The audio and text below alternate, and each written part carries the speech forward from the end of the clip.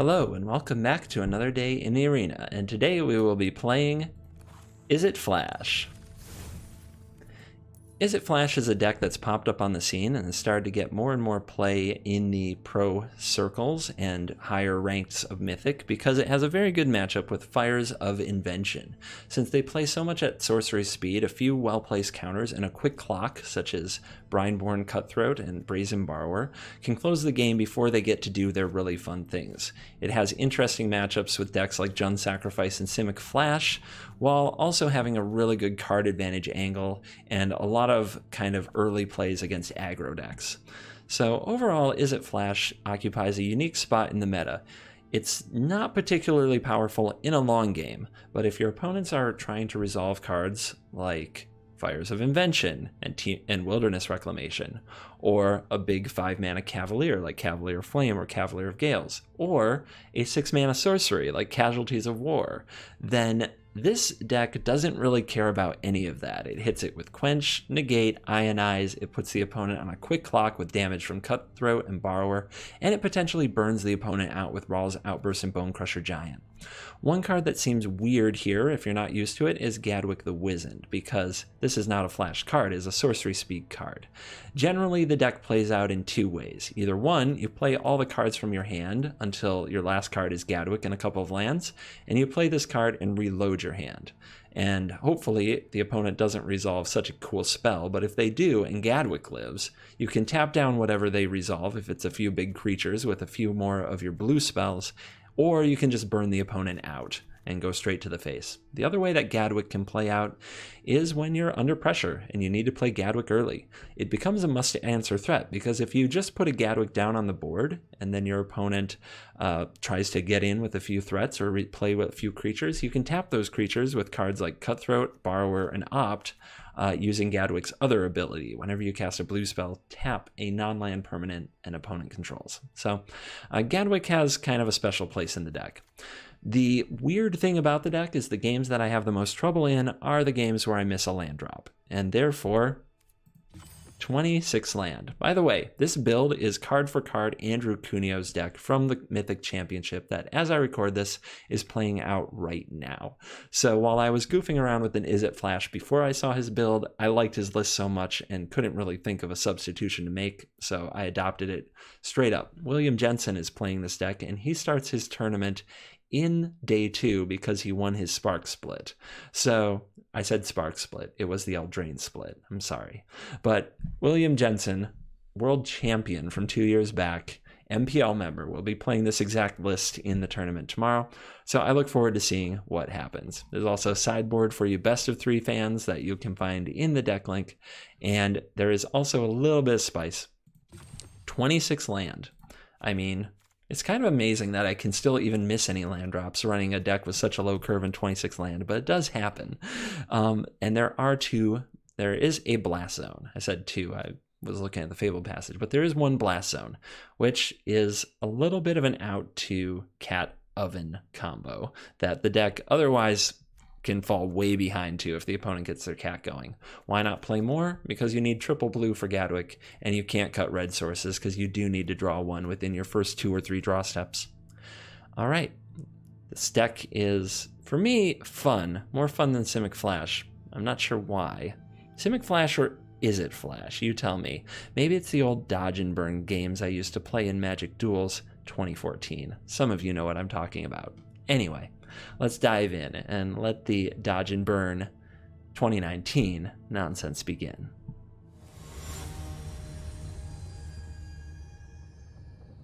Well, we have an early opt, 2 lands, but some early plays. All we gotta do is not draw horribly, and I think we can compete. Fun.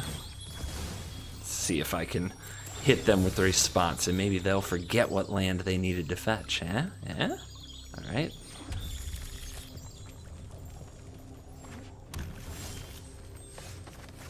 Okay.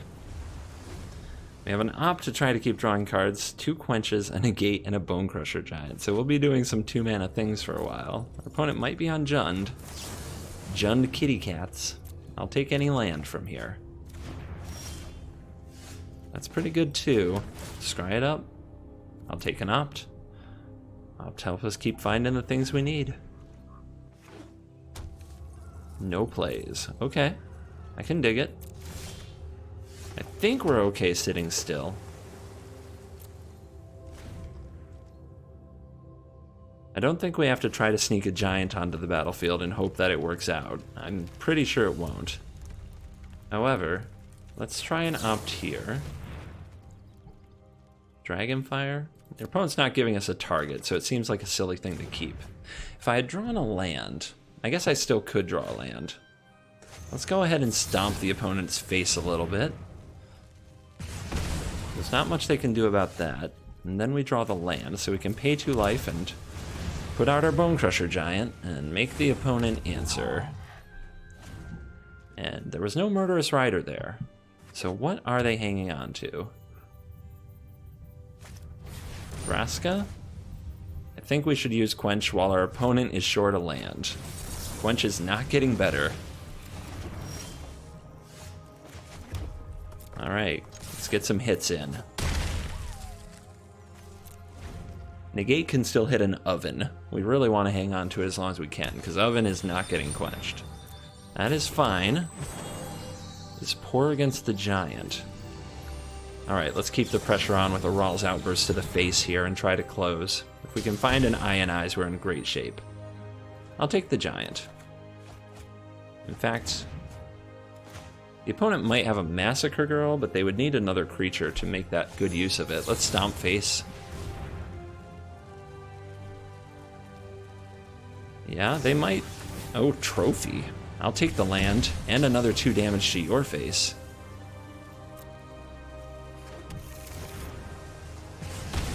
Down to 7. This is down to 4. This is down to 1. The deck definitely turning around the burn component here. On anybody who wants to play it super slow and go for the extra late game, the burn component can matter a lot. Let's see if the opponent has a Casualties of War. Reaper? That's great. That's how we get our last point of damage, right there. Here goes the Fabled Passage.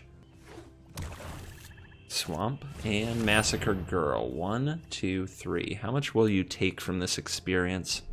You'll take at least 2 points of damage, so that's game. So yeah, we're gonna let that resolve. We'll head upstairs. And yep, doesn't really matter what we take here. Here's the trigger from Midnight Reaper, making the opponent pay the life, which is going to turn out to be the lethal damage that does them in.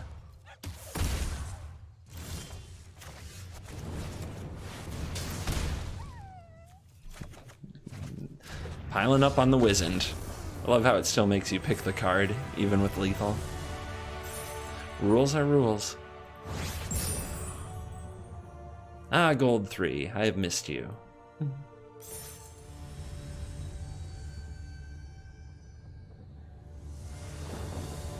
Yeah, on the play, this hand might just run the opponent over with Ionize and Cutthroat if they don't have a 1-drop. So let's see. Are they the type of player who drops a 1-drop? Nope, it's a hiccup. Excuse me. Where did that come from? I don't feel like I've hiccuped in forever. Alright, Temple of Silence, Watery Grave, Golden Egg. That is all just great. There's absolutely nothing wrong with this. The Dance of the Manse deck is certainly a slow sorcery speed deck compared to these fast and brutal decks. Izzet Flash puts a good clock on you and counters the key stuff. So it's going to be hard for Esper to do anything of relevance. Witching Well, that's fine. Scry all you like. I can handle that. 1 to the top, 1 to the bottom, something they like, and another egg. No need to counter that. Instead, I will Bone Melt your face, because it will get more damage in with the Cutthroat. The Wizened is here. It's actually the Wizened, but don't tell anybody.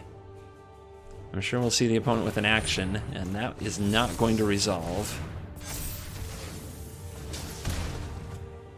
No, up to a 4-3 now. The opponent will need a way to close the game. Well, they need to get the Cutthroat off the field through an Ionize. If they can do that next turn, they're in okay shape. But they'll probably be at 3 with a Bone Crusher on the way. And yeah, that is a tough combo to beat. The opponent needs an untapped land here so they can use the egg. And it can't cost them life. And that's not what they have. And we see why Dance of the Manse is in a pretty rough spot. It just can't hold up like a traditional control deck could against flash type decks like this, which is a big reason that Dance of the Manse unfortunately remains tier 3 or worse in the meta right now.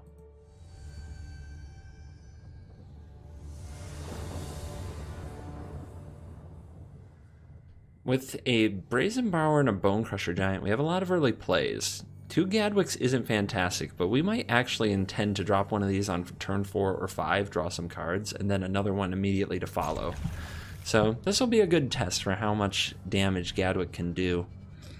What I'm not sure about is if I'd keep a land with this Temple, but I think I would, considering that every land that we draw in this game is going to turn into cards. I don't think I want another Bone Crusher Giant. It's a bit too redundant with what I already have in hand. We don't know if Bone Crusher is good in our matchup. Our opponent with a Steam Vents, we might be in some kind of a mirror. No, this is more like Jeskai Fires. Let's go ahead and stomp some face. And against Jeskai Fires, we just want to run out the Giant to try to get damage in quickly. If the opponent Teferis it, we can, for 2 mana, kill the Teferi, but we want Borrower available to bounce Fires when the time comes. I'm playing as if I know everything my opponent's deck is about to do, and to be honest, I don't. But we do have to basically go after them as if they are the Fires deck. Now here, I don't think there's a Clarion, or I think the opponent would shock to play it to save 2 life. If they don't have a Clarion, it might make some sense to play a Gadwick here and draw a card. Bouncing Fires, I don't know if that's really worth it. Let's get a Gadwick on the battlefield. It can also tap down the creatures the opponent might play with the Fires. Wow. Gad City. G-Daddy times 3. Don't put 4 in your deck if you don't want to draw 4. And here we go. The opponent kept a hand with no plays for a long time. And they used Fae of Wishes. So what's it gonna be? What's it gonna be? Probably some kind of a Wrath effect, right? Time Wipe. The opponent will need 5 mana to use it. If we can catch them doing something silly... If I bounce the Fires, then they have to play a land and replay the Fires to play the Time Wipe, and they can't bring back their Fae of Wishes, which is something they may attempt to do. I could also respond to their casting Fae of Wishes with the Fires by bouncing the Fires. Then they'd have to pay mana for the Time Wipe and not have the Fires. I don't think that's very good. We're definitely attacking.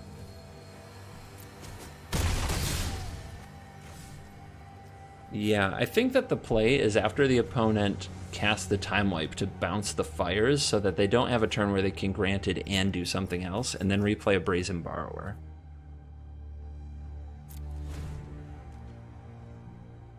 Let's see it. I think the opponent will go for Fae of Wishes and then Time Wipe. I think that's the sequence they like. But they've got to be thinking about counter magic right now, which, unfortunately for us, has not been near the top of the deck in this game. Here's the Fae. But the opponent didn't play a land. If I bounce the Fires now, what if they can't cast the Time Wipe? Let's let this... Yeah, I think they must be able to cast the Time Wipe, or I don't think this makes a lot of sense. And if they don't cast the Time Wipe, we're in good shape anyway. So we'll let this resolve. There's the passage. No reason to sack unless you're going to scry as well.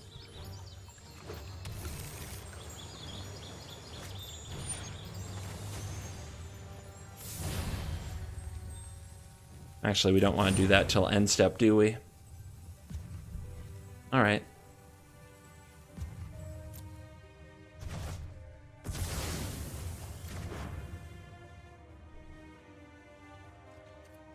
Otherwise, the opponent can use their mana to cast something else. They can scry now if they wish, but they can also now make plays that they couldn't make with the fires on the field, so we'll see if they've got anything good.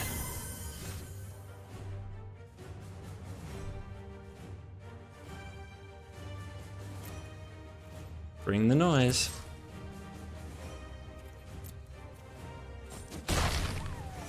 Do we hold up the Borrower and try to do it again? Borrower is potentially lethal on its own. Let's go for it.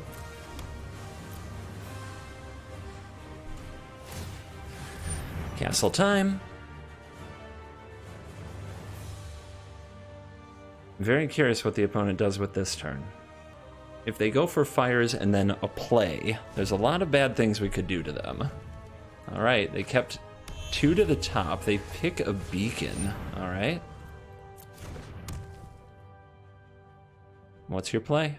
You get 1 card. I had a feeling it might be Sarkhan when I saw this, so now what we're going to do is bounce the dragon and win the game. Who are you to call me mad? Their fires locks them out of any plays. Easy money.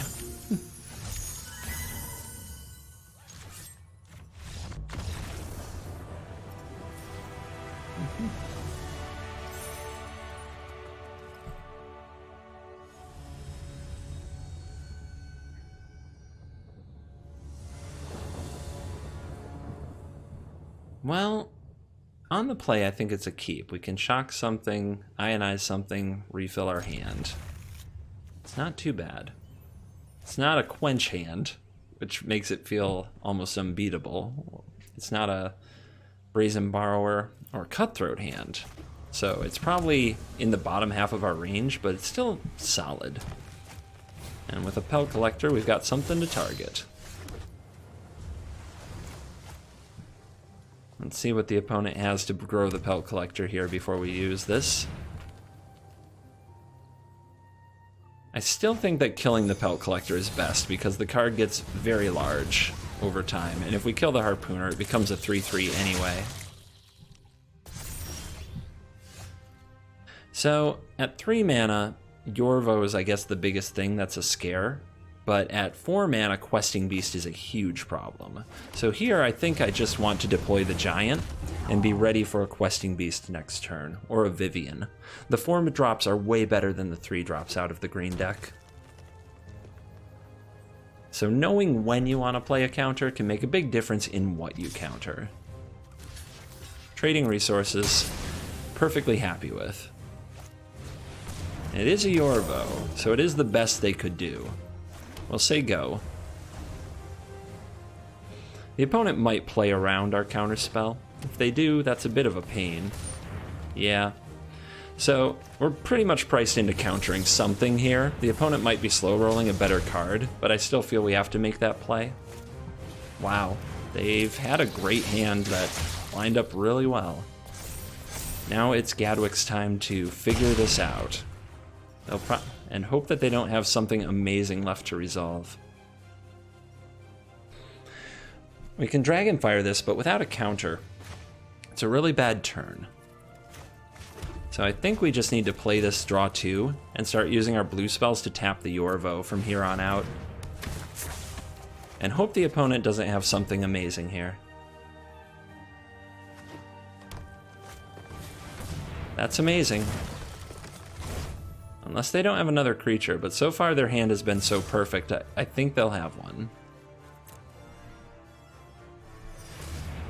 Okay, it's just 2 life. No creature yet.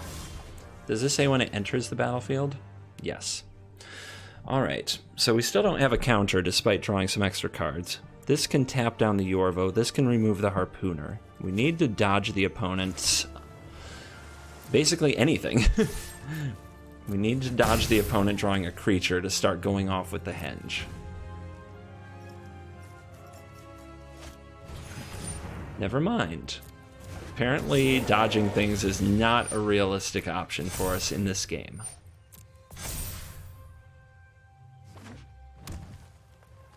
Are we moving to combat or slamming another creature?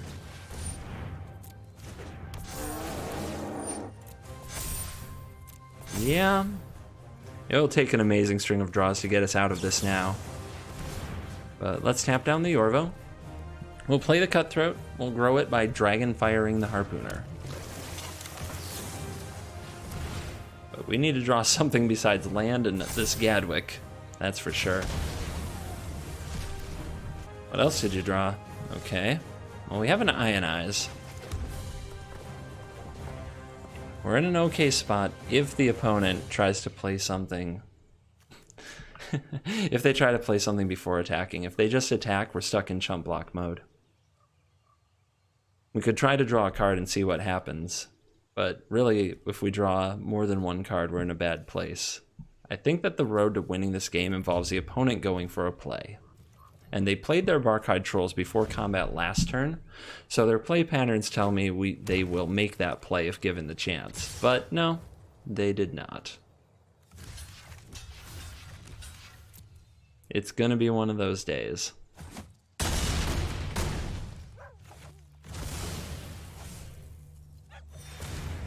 And this is the turn that they miss. All right. Well, there's Mr. Brightside.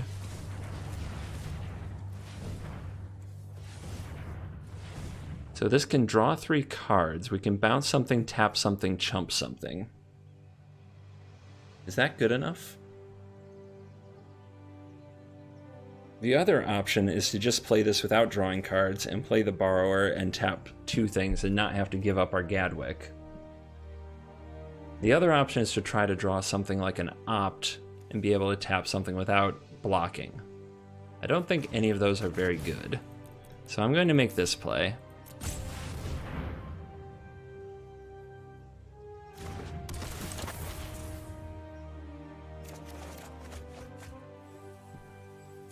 Could be worse.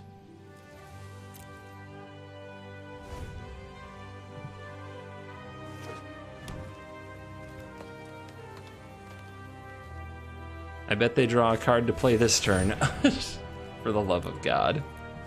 For the love of God, that game was horrible.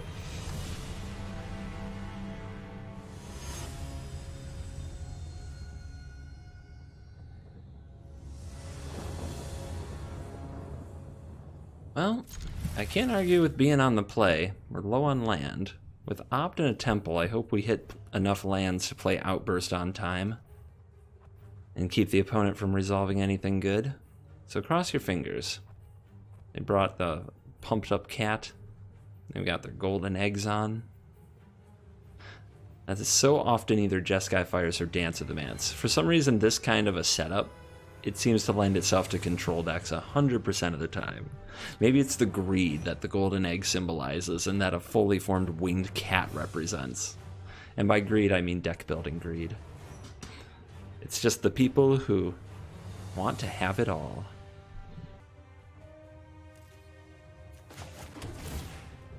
It's a land. I really do want more blue than this, but I will take a land just for being a land. But it doesn't cast Gadwick, that's for sure. Simic. Alright. Very interesting if we try to cut through it here and get it quenched. It really is about, if we're up against Simic Flash, it's all about figuring out who's going to play at instant speed and who's not. And I want to be the one. So I want to make the opponent play a counter spell here. But they don't.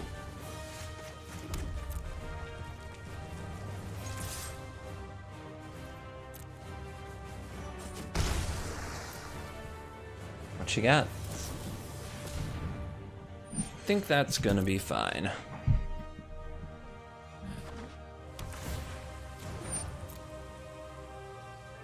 I mean, I'm not happy about it, but if they are Simic Flash, it'll work for me.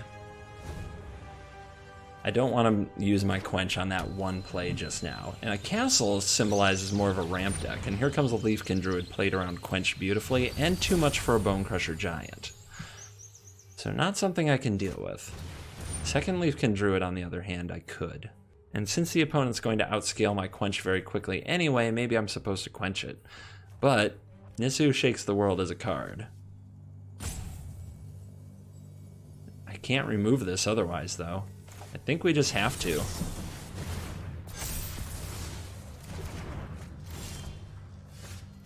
I really want to try to hit a land with one of these ops, but I don't think that's a real possibility here.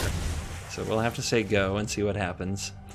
See if the opponent, what kind of a play they want to make.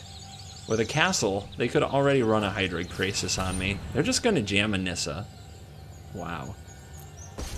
And it's going to resolve easily because I don't have a counter. I used the one I had. Perhaps I waited too long to play that Quench. Or perhaps the opponent has two Nissas. Maybe the amount of thinking I did gave away that I had my shields down. Alright, we have to go for returning the Nissa. And we did draw the blue source, so that's something. When you take out the temple and attack here, the opponent gets to replay the Nissa, of course. I don't think we want that trade. I think we pass. We might be able to opt into an Ionize. Give ourselves a chance for it anyway. I do think the opponent will keep jamming Nissa. But we have to find a way to go face. Brazen Borrower can do it. Perhaps just casting a Brazen Borrower is worth it. Obviously we lose to a Hydroid Krasis, but it doesn't mean our opponent has that card. So what do you think? Do we have to use the opt here to try to find a counterspell, or do we go for the Borrower and try to close the game before the opponent can draw a Hydroid Krasis? I do think that they might have just run out a Krasis instead into the counter magic if they had one. I'm going to take a gamble that they don't have a Krasis. Witness the ties that bind us all. Okay, the Garen Brig is untapped. Please attack me. Nope. Here's the Borrower. We can kill the Nissa. I think killing the face is a better practice here.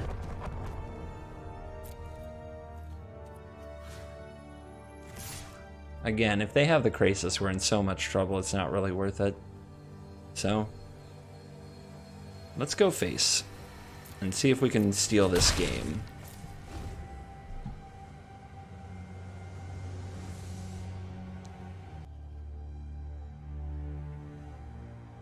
That's touching a lot of things, possibly adding up a lot of mana. There is only one forest, so they're not getting the hugest boost here, but here it comes. With 6 green in the pool, you know that a Krasis is usually on the way. Although that's all green mana, with no blue. What do you suppose is going on? I see, we're untapping Breeding Pool. Okay, a Brazen Borrower to bounce Krasis from this position would also be pretty epic and would get a ton of damage through. Opponent with the full rope on here. What is your deal? And a timeout. Okay, there it is. 2 mana open, so Quench won't do it, because that's how Leafkin Druid works. Another Outburst. If I go upstairs, how much is the opponent playing this for? 8? Can I see it? I can't.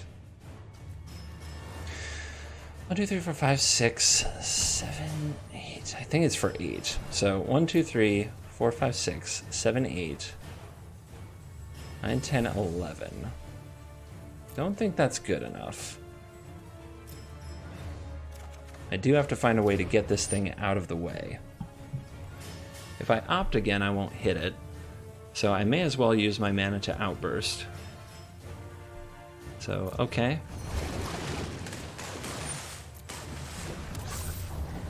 There it is. We have to play to find something to remove this, and Scorching Dragonfire can remove the Druid. Oh, never mind, you tapped that yourself. Good. Well, we still have to remove that. I guess we can let it resolve. What do we have? 9 damage, 10, 10, 11, 12. Yeah, we can get there. We just need the right card. Something to remove the Krasis. That will do. I think we have enough mana for it. This is 10, that's 11. Bone Crusher Giant the face.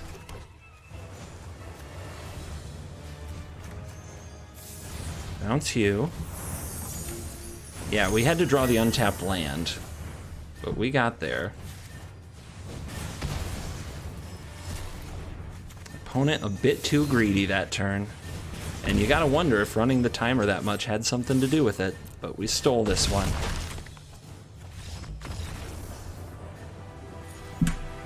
Whew. Holy cow. It's too late at night for this. I hope that you enjoyed this visit to Izzet Flash. I wish Huey Jensen luck tomorrow running this deck in the top, in day 2 of the Mythic Championship, as he enters the tournament on day 2 thanks to winning his split, and I bet it will go very well. The deck is very fun. I think it has good matchups with Jeskai Fires, tricky matchups with Jund Sacrifice, and interesting matchups with Simic Ramp. So if you are into Flash, and you like the red kind of dodge and burn style a little more than the green here's my beefy creature style, this deck might be for you. I especially like Gadwick the Wizened. So thank you for watching this video. As always, I will see you in the next video. Goodbye.